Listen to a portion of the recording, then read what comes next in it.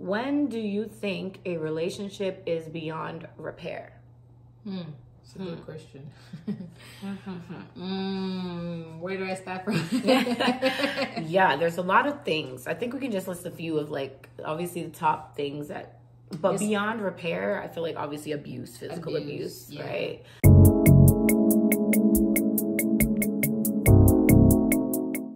What's your pop popping, y'all? We are back with Chatty Chit Chats podcast with your girl Chatty, and I got my friend May again. Excited to we got her back again. Yes, the other episode was good. I'm like, I gotta do a part 2. Yes, we are back again with some juicy topics, you guys. What we do on this podcast is we talk about relationships, we talk about wellness and self-care, we answer questions, we give out, advice, and we just have fun. And this advice is coming from our personal experiences, our life journeys, and just how we really feel. So don't take it personal. Get in the comments with your own, okay? Everybody can talk, okay? The first question is, I'm talking to this girl online and I'm starting to fall for her. We haven't met yet, okay? My worry is meeting her and not being attracted. How do I handle it if that happens? I mean, that's a very, very common occurrence. Like, most people that fall in love with someone and they've never met them before always worried about attraction when they meet the person in person. But I mean it's very different with each person. Sometimes the connection you make with that person online is just sufficient. It's just enough, right? I mean, there are ways you can try to bridge that gap, like video calls, and those trying to see them, that you're trying to see as much them, as you can. But it's not something that you should be worried about, because I guarantee that if you already build that connection online, when you meet them in person, nothing's going to change, right? And don't overthink it. Don't think that, oh, they're gonna have long legs or long arms. They're gonna look like this and look like that. First of all, nobody's perfect. You are not perfect too. So focus on the connection you currently have and just build that, even when you meet them in person. There's a lot of people that are just like they just physically, like, they expect a certain thing. And that's why what she said is important, like trying to see them as much as you can through video call or pictures, whatever it is, as much as you can, or trying to book that trip. Like, why y'all taking so long? But I think if you see this girl and you're not attracted, I think the first thing you're not going to do is ever tell her. Okay, I think that's the first rule of thumb, is like, I don't think it's fair for you to tell her that you're not attracted to her physically. I just think it's just say you guys are not compatible. I think it could be so hurtful, even though it's your truth. Some of the truths don't need to be told exactly the way they are. I agree. You just have to apply emotional intelligence into things like that. And I mean, you don't want to hurt them because they did not meet your certain standards physically. But I mean, from similar occurrences that I've experienced, even from people that I know, is a lot of times when you've built that connection online, meeting them in person doesn't change anything. Yeah, exactly. If you build something, except you have you have, do I want to say ulterior motives? Like, you're just only obsessed about physical character.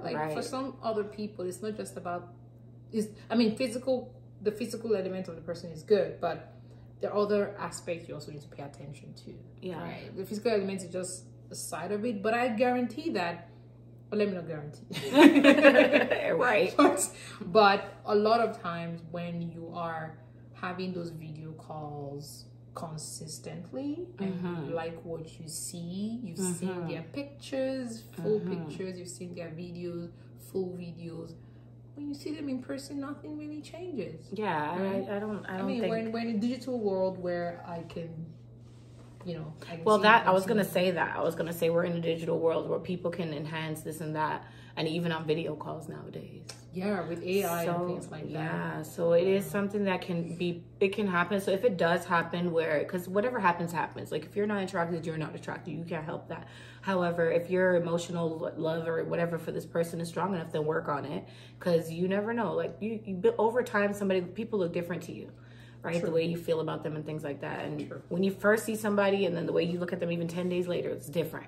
So take some time, but if not, just let them know, like, hey, it's not going to work out. Like, it doesn't need to be a big thing. Like, you don't need to be hurting anybody's feelings or any of that stuff. And just to add, because, some people have a certain standard that they have in their minds on the kind of person they want to be attracted to. Mm-hmm. I mean, just follow suit in that direction. Like, if you're attracted to people with physical curves and all of that, don't go meeting somebody without that. Exactly. Right? You already have the image in your head, so just go that direction. Don't try to, get someone who doesn't have that and then it becomes a problem. Yeah. So it can even be harmful. Like you can bring somebody's whole confidence down based self-esteem. Based off of what you're looking for, like and trying to put that on somebody when you didn't even intentionally date in what your preference is. Absolutely. So yeah. That's a good question because everything's online now. Everybody's talking to somebody online. Ever since moving, this one is loaded. Okay, I'm gonna try to shorten it up, but they basically said ever since moving in with their girl, they noticed that her spending habits are dangerous. She never follows a budget and is continuously spending from our joint savings account. Ooh, I mentioned budgeting and she brushed me off. She hasn't lived with anyone before. And I haven't asked her to pay any bills. However, just thinking about our future, this worries me, as it should. How can I discuss this with her without her thinking I'm trying to control her?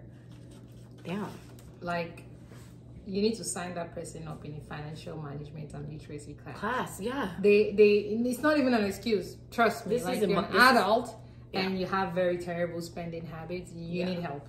And also clearly her communication or listening, whatever, has some immaturity going on there, because if you're also mentioning it and she's just brushing it off, but she's just spending out the joint savings account, you first of all close the account. Why is it open? Go back to your individual account. Yeah, we ain't doing nothing together no more. Close it up. We'll start again when you're ready, more mature. No, on the most serious note, that there are people who have really terrible spending habits, and I'm that person in the relationship. I think that they have to get trained. Yeah, you have to learn. Yeah, you have to learn, and there are different ways. Like a video like this can also help you to focus on the aspects that you need to curb when it comes to spending. Right. Maybe rather than have 3 credit cards, just have 1. Yeah. Right. And follow that budget. Can you guys, girl? I think we talked about it in my previous episode. Did talk about that. Go back to that episode with me and May where we're talking about finances and stuff. It's somewhere on there. Y'all gonna see us on the screen. Yeah, go watch it. But in order to get this attitude in check, they have to sign up to a financial management class and just. She has to be willing. If she's not willing, then this could be a deal breaker. Yeah. Because at the end of the day, if you guys are, like you said, thinking about a future where there could be possibly children, dependents, people that are waiting for you to feed them, like this kind of spending could be really dangerous. I thought that was crazy to say in the beginning, but not spending money crazy could put you in dangerous situations. Especially when it's an account that both parties have access to. Yeah. It's very dangerous, actually. So you should treat it with urgency. Yeah, I would definitely be closing that account down and putting it on pause, seriously, and sitting down with her and letting her know why and how we should move forward together. And that it's not even about putting you like ultimatum or like threatening her, but letting her know that this is not something you're going to tolerate, because this affects your life. It impacts your life and your quality of life and what you want for your future with her. Yeah, and also, get her to also explain why she enjoys spending. Yeah. Is the money it could be the way she was raised. She doesn't have financial literacy. I was like, I'm kind of still like, I'm learning, right? I'm currently learning. But I just feel like for me, I learned quick, okay, because I seen like we ain't had no more coins because I was doing too much. So like following a budget is important, and just you guys talk about a budget where you guys can compromise and that makes sense for the both of you. But yeah, talk to her about like what her needs are. What is she spending the most on? Maybe you guys write it down and see, okay, what can she take away from that? What can, y'all know. And if there's no improvements in those steps that you've taken, then they need to really go to a proper financial class and really like, okay, what am I doing wrong? Why am I spending this much money? Is it because the money is available, or is it a disorder? And again, they have to be willing. They have to be willing, because some people don't see anything bad in spending. Yeah, it's just they tell you that the money comes, the money goes. Yeah, which is such a terrible and way this to guy, live. But it's all mindset. And, you don't want to spend everything. You gotta save for the rainy day, right? Yeah, so you need to save. And I think that the fact that it's sad because you just moved in with her, and this is scary. Like, what if you guys just signed a lease and now you can really only afford this part, and she's supposed to be, and she's not carrying her weight? That's why all that financial conversation that we had in the last episode is so important. It's so important, because I feel like if you had talked to her about this before y'all moved in, you would have had a good idea of, okay, maybe it's not a good decision to move in with her yet. She's not financially stable or mature enough to, do things together as a partnership and be okay. But as much as it's important to have conversations in the beginning of the relationship, some people still hide stuff. Oh yeah, no, I know that's for sure. But I also feel like, still try to bring it up. At least if you bring it up, then later, like even if it comes out that it wasn't, true that they're good with their money or whatever, that at least, okay, now they lied, number one, right? But you still did your diligence in your dating steps to make sure that you ask these important questions about finances. What do you want to do with children? Do you want children? All those things. Those are very, very important. Very important. Yeah. Okay. How can I improve the relationships in my life? This year felt like hell with all the drama and so many issues amongst friends and family. I see myself as the common denominator. Oh, okay. Very aware. Okay, well, kudos to you for saying that for even saying that. I don't think most people would say, I think I'm the problem, basically. It takes a lot of self-awareness and maturity to accept that, okay, maybe I am the problem, and maybe I need to work on some certain things in my life. But the truth is, when it comes to family, friendship, relationship, it takes a lot of maturity to navigate all three without issues, conflict, or drama. It takes a lot of self-awareness, a lot of maturity, a lot of emotional intelligence, a lot of tolerance, lots of tolerance to be able to navigate all three successfully. And that doesn't mean that you will not still encounter challenges. Of course. Even from the friendship aspect as well. Because I've come to realize that it's very easy in your 20s to make friends. Yeah. You're in college and you're young, and pretty much everyone you meet becomes your friend. Right. But the moment you get into your 30s, the friendship becomes more intentional. Right. It becomes more about, what do I see in this person that will make me want to be their friend, or that will make them want to be my friend. It's no longer about, I was in my 20s, I just want to party or whatever with this person. But it becomes more intentional, and that's where it becomes even more harder, right? Because now we're mature, we're older, and you're putting true effort now into your friendship. True efforts now, and which is work. Yeah, which is a lot of work. So if you feel like you're the problem, you've analyzed, you've done a lot of self-reflection, and you've pinpointed some things, some traits that is really affecting your relationships with your family, your friends, and other loved ones, first of all, you should book a session with Chatty Wellness. I got you, girl. Let her help you dissect, those traits, those character traits, and help and, provide recommendations on how to become better at your relationship with families and friends.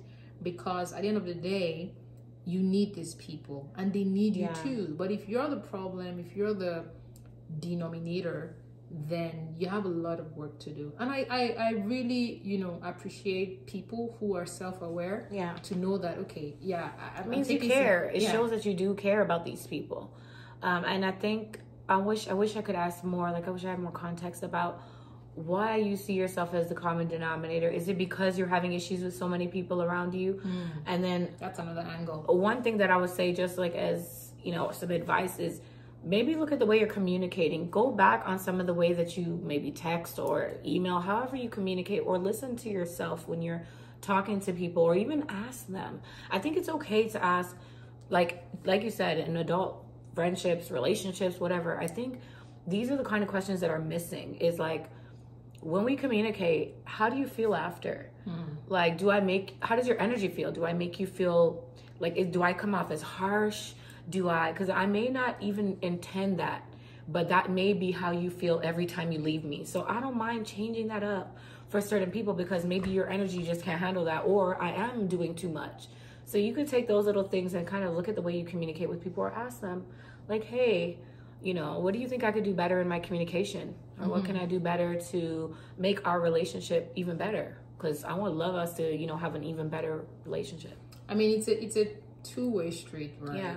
You need to be able to ask for feedback, and even though the feedback can come in a critique way, you can sieve out the information that you want and take what you need and make that better for yourself. But it's good to ask for feedback. How do you feel when I talk to you? How do you feel when we spend time together and things like that? So that way people can really tell you how they feel about you, and your behavior, your character, and all of that.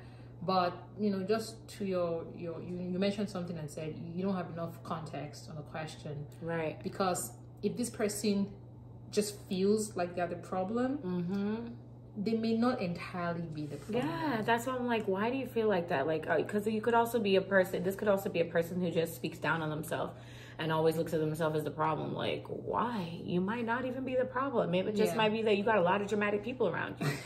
Literally. I wish we had a lot of context, because, because you don't want problems with people, you tend to, like, some people tend to take a lot in, right, and just assume that they are the problem, and in essence, it's not them. It's just the people that they've surrounded themselves your environment with, or even. Yeah, they don't have boundaries, and so everybody just walks upon them and all of that. But it's a two-sided coin. Right.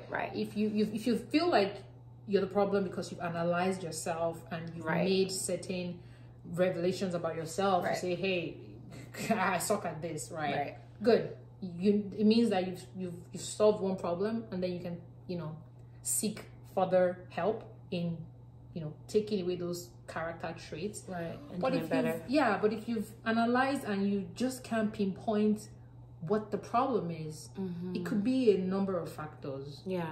So you don't immediately set yourself up to say, oh, I'm the problem. Everyone says I'm the problem, so it's no. And stop seeing yourself as the common denominator. Just even if you feel that way, you're already making changes by asking this question and saying this out loud. I think that you've acknowledged it. So if you're making the steps to change, whatever it is that you've analyzed in yourself that you feel you need to change, if you're making that step, just start saying, I'm a great friend. Speak goodness into yourself. Don't say you see yourself as a common denominator in something negative. Yeah. Because even if you do, you don't need to speak it out loud. Just change it. Just start changing it. You can acknowledge it with your friends that, hey, maybe I just want to acknowledge that maybe I haven't been treating you the best. Whatever it is, you can do that. But you don't need to speak down on yourself if that's what you're doing. But yeah. I agree. Yeah. You're whatever you call yourself. Yeah, exactly. If you think you're the problem and you call yourself the problem, you start to manifest problems. So don't wear it as a coat. Yes. Be very mindful of the way you speak about yourself. For real. That's it. For real.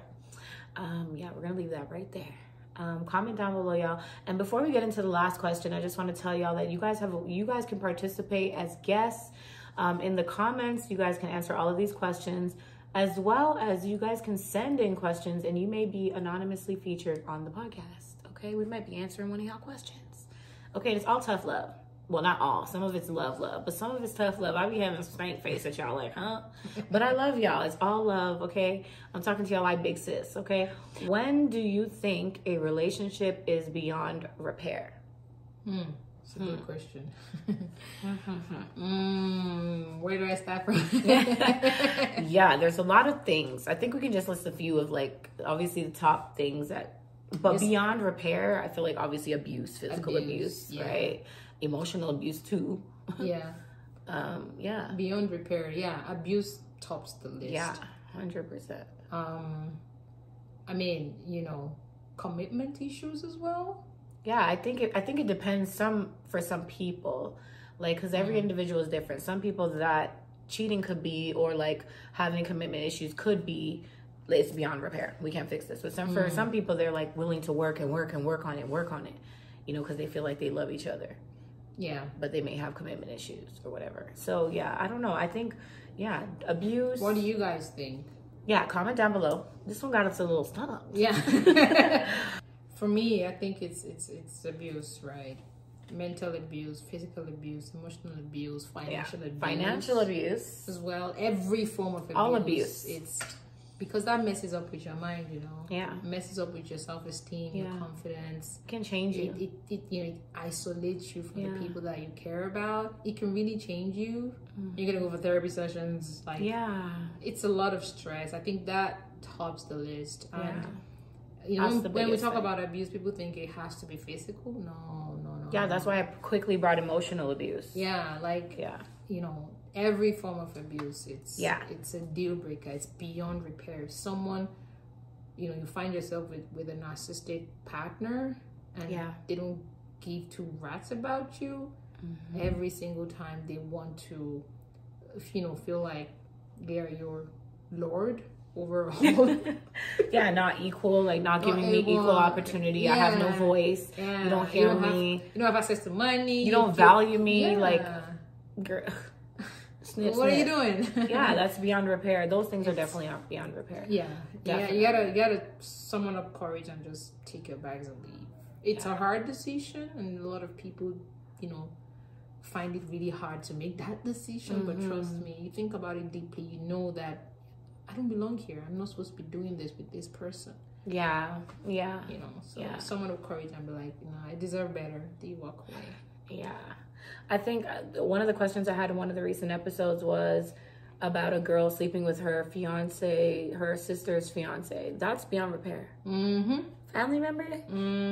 You want to be with my mama? Like, what? Beyond repair. I think those are like givens. And I think it's good that our list is actually smaller because we are mostly forgiving people. Like, I ain't gonna speak for everybody. You know, every relationship is not forgiving and shouldn't be. Some shouldn't be. But I feel like for me, speaking for myself, I'm very forgiving. And again, it has to do with the length of my relationship, to all the stuff, who the person is and stuff like that. I think that there's a lot of things that can be forgiven and can be worked on in a relationship. And also to think about this, people are getting divorced or breaking up relationships and then getting back together 10 years later, of course, or 15 years later, because it was able to be repaired over time. You know, time is the most important factor in a relationship, right? And you know, people would give themselves time to figure out things and to be mature, to gain knowledge and be a better person. But at the other side of the coin, they're just people that are irredeemable. There's nothing you can do. They're abusive by nature. You can't change them. Never go into a relationship thinking you can change somebody. Don't do that to yourself. Once you start seeing the red flags, just get out. Just get out. One, either address it. If nothing changes, please pack your bags and leave. Okay. Don't think that when we get married, this is gonna change or she's gonna change. You're gonna. That's the worst mistake you could ever make. Rude awakening. For real. And people make that mistake a lot of times. You know that you have certain deal breakers. But because you're in a hurry to get married or in a hurry stand on what you believe. Just gotta stand on that belief and say, stand on it. Stop changing it because of your emotions and your feelings. Whatever your values, your morals, whatever you believe, in for yourself, stay with that. Nobody should be putting their hands on you or talking down on you or making you feel small or never listening to your opinion or even taking it into consideration. Those things are not okay. And if you have somebody like that and you know it and you can get out. Why are you guys there? Like, you don't even need to be with anybody. And a lot of the problem is that people are not okay with being alone, so they accept certain behaviors, and because they've created this idea of what this person is or will be. Because I've also met women that have told me that they know that this man has potential. Huh? So they stay. They're like, oh, he's not mature yet. Girl! Okay, yeah, the mommy.